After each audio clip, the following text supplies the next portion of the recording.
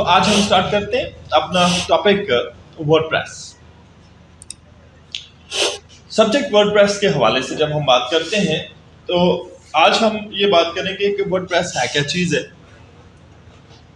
WordPress में website बनाने के लिए हमें बिल्कुल स्क्रैच से, बिल्कुल जीरो से जब हम काम करेंगे तो हमें किन किन रिसोर्सेज की ज़रूरत पड़ेगी।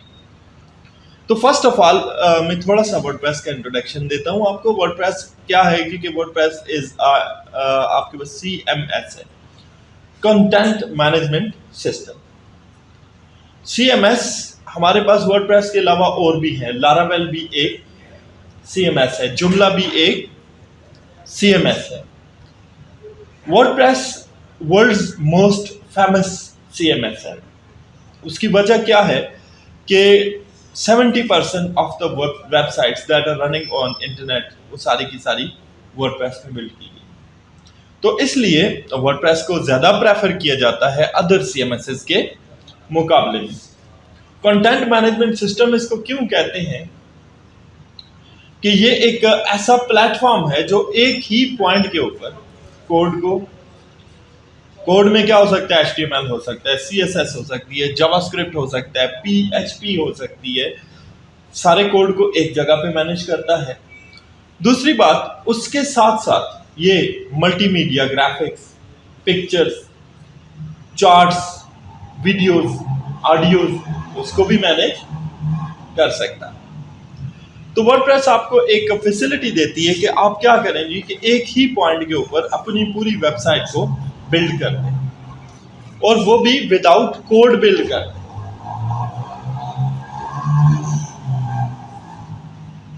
अब फॉर एग्जांपल मैं एक PHP में वेबसाइट डेवलप करता हूँ। PHP इज अ लैंग्वेज, आप जानते हैं, मुझे कोड करना पड़ेगा। मैंने लास्ट टाइम यहाँ पे कोड किया। फॉर एग्जांपल मैंने अपनी वेबसाइट pictacademy.com के हवाले से मैं बात करता हूं। यहां पर मैंने एक सिस्टम इंट्रोड्यूस किया, that is online certification system. ये सिस्टम इंट्रोड्यूस करने के लिए मुझे यहां पे जिस बंदे को ये सर्टिफिकेट इशू किया गया है उसका रिकॉर्ड आ रहा है और उसकी वेरिफिकेशन हो रही है। PHP में कोड करना पड़ा, और इस PHP का कोड करने के लिए मैं अभी आपको इसका दिखा सकता हूं जी, वीडियो लेक्चर्स।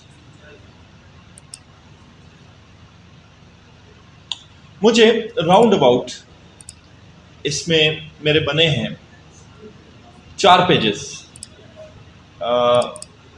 4 डिफरेंट फॉर्म्स, जिनकी मदद से मैंने डाटाबेस बनाया, डाटाबेस के साथ उसको लिंक किया, और लिंक करने के बाद मैं उसको ले आया अपनी वेबसाइट के ऊपर। तो राउंड अबाउट मेरा एक पूरा सैटरडे का दिन ये तमाम लेक्चर्स आप देख सकते हैं PHP कोड करने में लगे। अब अगर यही काम मैं वर्डप्रेस में करता तो विद इन 10 मिनट्स मैं ये सारे का सारा काम वर्डप्रेस में कर सकता हूं with the help of WP Forms plugin। तो वर्डप्रेस इस कदर आपकी इजी है। अब बात करते हैं जी हमें वर्डप्रेस में काम करने के लिए किन रिसोर्सेज की जरूरत पड़ती है। तो हमारे पास कहता है जी वर्डप्रेस एवरीथिंग जो हमें वर्डप्रेस की वेबसाइट बनाने के लिए चाहिए होती है, ठीक है, वो क्या क्या है इसमें आज हम डिस्कस करेंगे। इस टॉपिक में हमें एक ऑप्टिमाइज्ड वर्डप्रेस वेबसाइट को क्रिएट करना और उसको लॉन्च करने के लिए किन किन चीज़ों की ज़रूरत है उसमें बात होगी। तो सबसे पहली चीज़, जब आप वर्डप्रेस में वेबसाइट बनाते हैं तो आप 2 तरीके से बना सकते हैं। एक, वर्डप्रेस को एक्चुअली जो बनाया गया है वो लाइव होस्ट के लिए बनाया गया।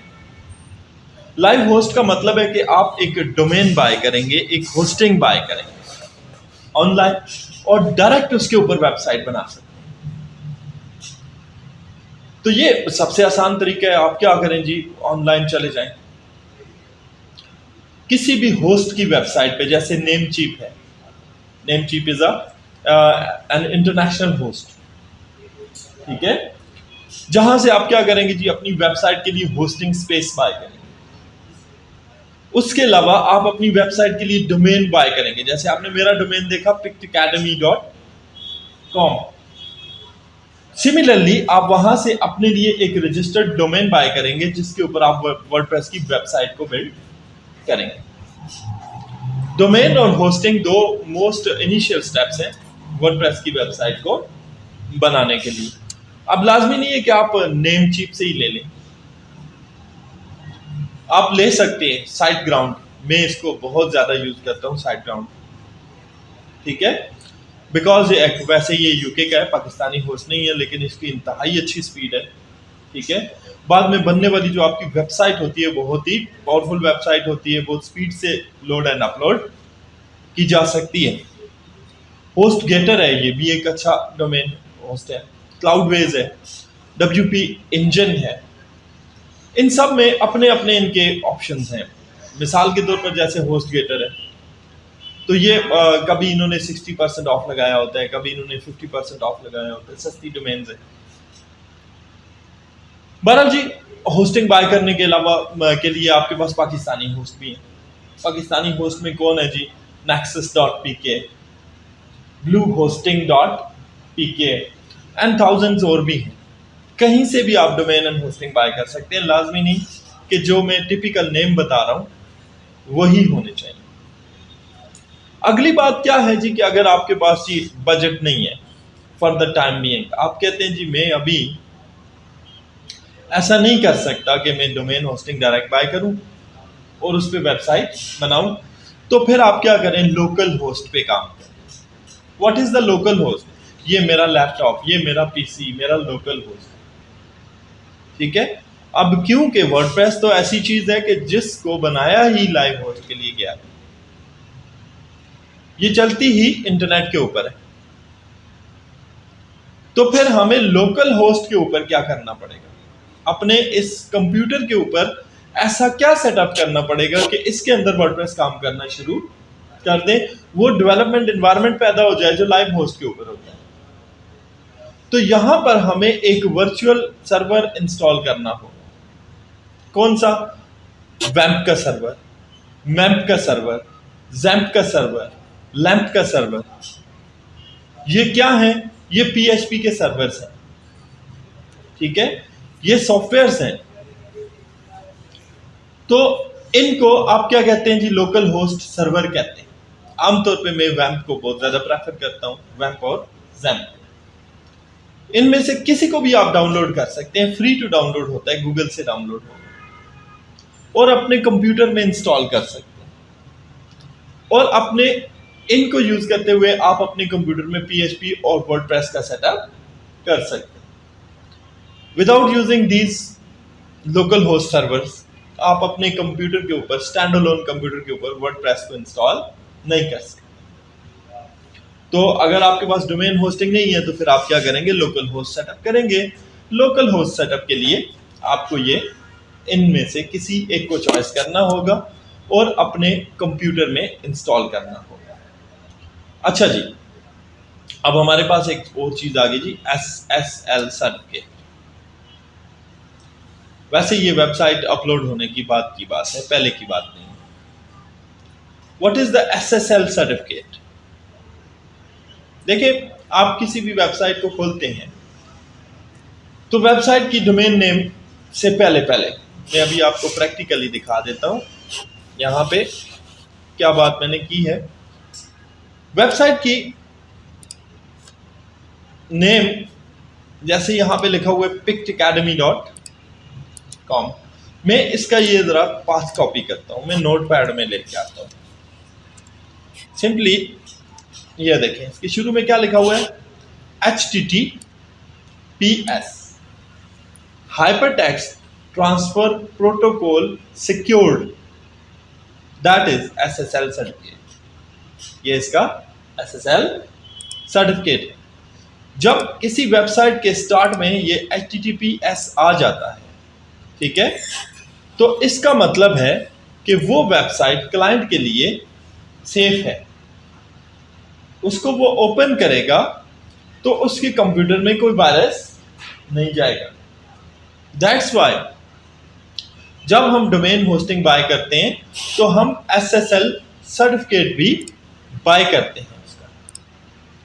विदाउट SSL सर्टिफिकेट हम अपनी वेबसाइट को जब अपलोड करेंगे तो अपलोड होने के बाद फौरी तौर पर हमें मैसेज आएगा, हमें नहीं हमारे क्लाइंट को मैसेज आएगा कि भाई ये जो आपकी वेबसाइट है ये सिक्योर नहीं है, आप इस पे जाएंगे तो आपके कंप्यूटर में मालवेयर आने का चांस है।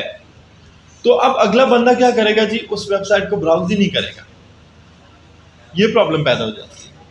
तो डोमेन होस्टिंग, SSL सर्टिफिकेशन, ये तीनों चीजें जो होती हैं ये फ्री में नहीं होती हैं, ये पेड होती हैं।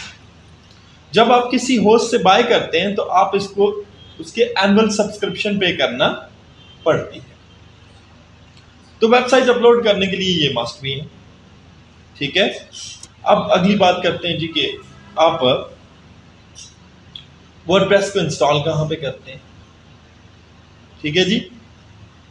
वर्डप्रेस को जब आप इंस्टॉल करते हैं तो आप जब आपने डोमेन होस्टिंग बाय किया होता है, ठीक है, तो आप अपनी वेबसाइट के सी पैनल में वर्डप्रेस को इंस्टॉल करते हैं।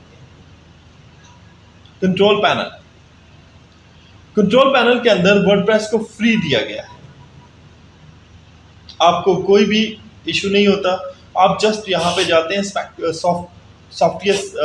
सॉफ्टवेयर और वहां जाके आप अपनी वर्डप्रेस को सिलेक्ट करते हैं और इंस्टॉल करते हैं और आपकी वेबसाइट वर्डप्रेस के साथ तैयार हो जाती है। फिर आप उसमें डेवलपमेंट का काम कर सकते हैं। और अगली बात, अगर आपने लोकल होस्ट पे करना है तो फिर आप उसको वर्डप्रेस से डाउनलोड करते हैं। डाउनलोड करने के बाद आप अपने कंप्यूटर में उसको प्रॉपरली इंस्टॉल करते हैं, जिसका एक मेथड होता है जो कि हम नेक्स्ट क्लास में इंशाल्लाह डिस्कस करेंगे प्रैक्टिकली। अब अगली बात, वर्डप्रेस भी हो गई, डोमेन भी हो गई, होस्टिंग भी हो गई। फिर वर्डप्रेस की वेबसाइट बनाने के लिए आपको क्या चाहिए? थीम चाहिए। थीम क्या है? थीम एक कॉम्बिनेशन होता है जिसके अंदर कोड भी होता है, जिसके अंदर स्टाइलिंग भी होती है, जिसके अंदर पिक्चर्स, ग्राफिक्स और वेबसाइट का डिजाइन भी बना हुआ है। तो थीम के हवाले से बात करें तो हम दो तरह के थीम इस्तेमाल करते हैं, फ्री थीम्स और प्रीमियम थीम्स। फ्री थीम वो होता है जो हमें मुफ्त में मिल जाए, हम उसको डाउनलोड करें वर्डप्रेस की थीम लाइब्रेरी से, वर्डप्रेस की थीम डायरेक्टरी से अपनी वर्डप्रेस की वेबसाइट पर अप्लाई करें और उस थीम के मुताबिक अपनी वेबसाइट को बिल्ड कर लें। प्रीमियम थीम वो होता है जिसको हम बाकायदा परचेज करें। कहां से परचेज करते हैं? सामने नाम लिखे हुए हैं जी, StudioPress, GeneratePress, MyThemeShop, ThemeForest. सबसे ज्यादा फेमस है थीम फॉरेस्ट और उसके अलावा बहुत अच्छे थीम्स इनके भी होते हैं, एलिगेंट थीम्स के, जहां से हम थीम को बाकायदा परचेज करते हैं। थीम की परचेज हमारी लाइफ टाइम भी होती है, थीम की परचेज हमारी ईयरली सब्सक्रिप्शन की बेस पर भी होती है, लेकिन मैं कभी भी आपको रिकमेंड नहीं करूंगा कि आप ईयरली सब्सक्रिप्शन पे थीम खरीदें, ठीक है, क्योंकि जब आपका थीम एक्सपायर होगा तो आपकी पूरी वेबसाइट का डिजाइन डिस्ट्रॉय हो जाएगा। तो फिर आपको थीम जब भी बाय करें, अगर परचेज करना है प्रीमियम थीम, तो उसको लाइफ टाइम परचेज करें ताकि आपकी वेबसाइट, आपकी की हुई मेहनत जाया ना हो। अब अगली बात हो गई जी, थीम आ गया वर्डप्रेस की इंस्टॉलेशन के बाद। अब क्योंकि मैंने बात की है जी कि वर्डप्रेस की वेबसाइट जो है वो तो नो कोड अप्रोच है, वहां पर तो हम प्रोग्रामिंग करते ही नहीं है। अगर हम प्रोग्रामिंग नहीं करते तो फिर वो कैसे काम करती है, वो कोड कैसे बनाती है? वो with the help of plugin बनाती है। प्लगइन क्या होता है? छोटे छोटे प्रोग्राम्स होते हैं जो वर्डप्रेस के थीम के बाद वर्डप्रेस के अंदर इंस्टॉल किए जाते हैं। फॉर एग्जांपल, अभी थोड़ी देर पहले मैंने आपको एक एग्जांपल बताई कि जी मैंने PHP में कोड बिल्ड किया। किस लिए बिल्ड किया? कि मैं अपनी वेबसाइट में अपने स्टूडेंट्स को जो मैं सर्टिफिकेट देता हूं उसको रिकॉर्ड इनपुट कर सकूं, उसके रिकॉर्ड का आउटपुट ले सकूं। अब उसके लिए मैंने क्या किया, बाकायदा डेटाबेस में जाके टेबल्स बनाए। टेबल्स बनाने के बाद फिर मैंने जी आप HTML के अंदर फॉर्म बनाए, उनको इंटरैक्टिव करने के लिए, खूबसूरत करने के लिए। जैसे आपने देखा एक फॉर्म का एक अच्छा सा लेआउट आपको नजर आ रहा था, मैंने क्या किया, उस पर CSS और जावास्क्रिप्ट अप्लाई की। फिर उसका डाटा फंक्शनैलिटी के लिए मैंने उस पर PHP अप्लाई किए। तो अब इतना बड़ा काम जो है वर्डप्रेस का एक प्लगइन कर सकता है, जिसका नाम है WP फॉर्म्स। अब WP फॉर्म पेड सब्सक्रिप्शन पे होता है, एनुअल पेड सब्सक्रिप्शन पे आप बाय कर सकते हैं। जैसे आप वेबसाइट में डालेंगे, आपकी डेटाबेस की फंक्शनैलिटी काम करना शुरू कर देगी। अब कहाँ इस्तेमाल होता है, मिसाल के तौर पे आपने ई-कॉमर्स की वेबसाइट बनानी है, आप ये माउस बेचते हैं, माउस की पिक्चर कस्टमर के सामने जा रही है, कस्टमर क्लिक करता है तो आगे से ऑर्डर फॉर्म आता है। अब वो ऑर्डर फॉर्म डाटा लेकर आएगा तो उसको आपके डाटाबेस में पहुंचाने का काम WP फॉर्म्स का। अब वो फॉर्म आपके सामने आएगा तो फिर तभी आप कस्टमर को प्रोडक्ट देने के काबिल होंगे। कस्टमर की पेमेंट प्रोसेस होगी, पेमेंट का रिकॉर्ड डेटाबेस में लाने का काम WP फॉर्म्स करेगा। ठीक है, इसी तरह जी कॉन्टैक्ट फॉर्म नाम का एक प्लगइन होता है। आप अक्सर बात देखते हैं कि वेबसाइट पे लिखा होता है कॉन्टैक्ट अस। कोई भी बंदा क्लिक करता है तो आगे एक पूरा फॉर्म डिस्प्ले हो जाता है, जिसपे वो आपसे डेटा आपका लेते हैं और आपसे कॉन्टैक्ट करते हैं। तो उसके लिए कॉन्टैक्ट फॉर्म 7 नाम का एक प्लगइन है, वो इस्तेमाल किया जाता है। ठीक है, सिमिलरली आप वर्डप्रेस की वेबसाइट की स्पीड को बढ़ाना चाहते हैं, उसके प्लगइन। आप वर्डप्रेस की वेबसाइट का SEO करना चाहते हैं, उसके लिए प्लगइन है। आप अपनी वेबसाइट को सिक्योर करना चाहते हैं कि इसके ऊपर कोई अनऑथराइज्ड यूजर आके हैकिंग न कर दे, उसके लिए भी प्लगइन्स हैं। प्लगइन्स भी दो तरह के होते हैं, जैसे मैंने अभी बात की कि थीम दो तरह के, प्रीमियम और फ्री। तो प्लगइन भी दो तरह के होते हैं, प्रीमियम भी होते हैं और फ्री भी होते हैं। डिपेंड करता है कि आप कौन सा प्लगइन यूज करते हैं, आपके बजट पे डिपेंड करता है। जैसे हमने अभी बात की कि हमारे CMS प्लेटफॉर्म में सिक्योरिटी के प्लगइन्स है, iTheme सिक्योरिटी है, वर्डफेंस है, सिक्योरी है, ये सारे फ्री हैं। वर्डप्रेस की बैकअप करने का मतलब ये है कि जो आपने वेबसाइट बनाई है जी, पूरी वेबसाइट का एक फोल्डर बना के आपके कंप्यूटर में डाउनलोड कर दें कि इन केस किसी भी वक्त किसी भी तरीके से आपकी वेबसाइट डैमेज हो सकती है तो उसको आप रिकवर कर सकें, इश्यूज को फिक्स कर सकें, एरर्स को निकाल सकें। तो उसके लिए आपके पास बैकअप होना चाहिए। तो उसके लिए WP बैकअप एक होता है, डुप्लीकेटर होता है, WP क्रॉफ्ट होता है, ये भी फ्री प्लगइन्स है। ठीक है, सिमिलरली कैशिंग करने का मतलब क्या है जी, पिक्चर्स, वीडियोस, ऑडियोज, इनके साइज को रिड्यूस कर देना, ताकि जब आप वेबसाइट अपलोड करें तो आपकी वेबसाइट स्पीड से अपलोड ऑप्टिमम हो जाए। तो उसके लिए ये प्लगइन्स हैं, WP रॉकेट है, W3 टोटल कैशे है, SG ऑप्टिमाइजर है, सुपर कैशे है, रिवीजन कंट्रोल है, ये सारे के सारे फ्री हैं। ठीक है, कुछ प्लगइन्स ऐसे होते हैं जो आपको टिपिकली खरीदना पड़ते हैं, मैक्सिमम फ्री होते हैं। SEO के प्लगइन्स है, योस्ट SEO, हम इसको प्रेफर करते हैं। ठीक है, SEO करने के लिए, SEO का मतलब क्या है, सर्च इंजन ऑप्टिमाइजेशन, कि जैसे आप गूगल पे जाएं, किसी वेबसाइट का नाम ही लिखें तो वो सर्च हो जाए एकदम से, दैट इज SEO। ठीक है, कि उसको गूगल पे पहली पोजीशन पे लाना, उसके लिए बहुत सारे प्लगइन्स हैं, सामने आपके नाम लिखे हुए, योस्ट SEO, रीडायरेक्शन के प्लगइन्स हैं, ब्रोकन लिंक के प्लगइन्स हैं, लिंक चेकर्स हैं, दैट लिंक के प्लगइन्स हैं। लेकिन मोस्ट ऑफन हम योस्ट SEO को इस्तेमाल करते हैं, फ्री है और बहुत ही पावरफुल प्लगइन है SEO के लिए। इमेज ऑप्टिमाइजेशन, वेबसाइट के इमेजेस के साइज को रिड्यूस करना, उसके लिए प्लगइन्स चाहिए होते हैं। WP स्मैश है, इमेज ऑप्टिमाइजर है फ्री में। फिर स्पैम, एंटी स्पैम सॉफ्टवेयर आपकी वेबसाइट को वायरस, स्पैम वगैरह से बचाता है।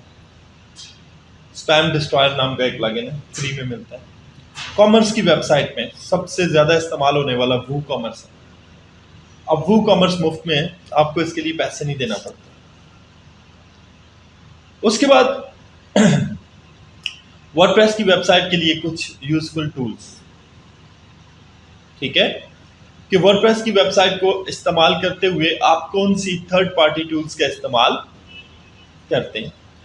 तो हम तस्वीरों के लिए एडोबी फोटोशॉप का इस्तेमाल करते हैं, पेड होता है।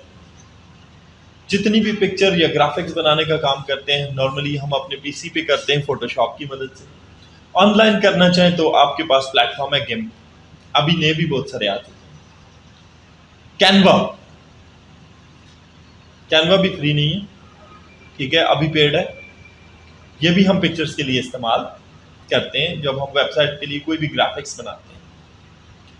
इसी तरह हम अपनी वेबसाइट की रिस्पॉन्सिवनेस चेक करना चाहते हैं कि हमारी वेबसाइट मोबाइल पे, कंप्यूटर पे, बड़ी स्क्रीन पे सही चल रही है या नहीं चल रही।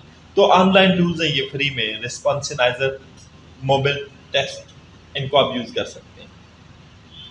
उसके बाद आप अपनी वेबसाइट का लोडिंग और अनलोडिंग टाइम चेक करना, इसके लिए बेशुमार आपकी वेबसाइट्स हैं ऑनलाइन फ्री में, ठीक है, जैसे वेब पेज टेस्ट है, पिंगडम है। ये आगे हम प्रैक्टिकली सारे यूज़ भी करेंगे। फिर उसके बाद वो टूल जो आपकी वेबसाइट के लोडिंग टाइम को बढ़ाते हैं, ये प्लगइन्स होते हैं, आपको इंस्टॉल करना पड़ते हैं। और वो टूल्स जो आप वेबसाइट के एसईओ के लिए ज़रूरी होते हैं, जैसे गूगल सर्च कंसोल है, गूगल एनालिटिक्स है, इन सब को आपको सीखना होता है साथ साथ, ताकि आप एक वर्डप्रेस की वेबसाइट या किसी भी किस्म की वेबसाइट आप बनाएंगे तो उसके लिए ये सारे टूल्स इस्तेमाल होते हैं, ठीक है। तो उसको हाईली ऑप्टिमाइज करने के लिए आपको ये सारे टूल्स की ज़रूरत पड़ती है।